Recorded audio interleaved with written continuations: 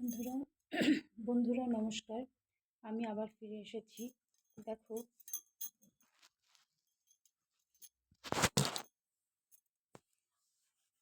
আমার হাতে কতগুলো টুথপিক আছে।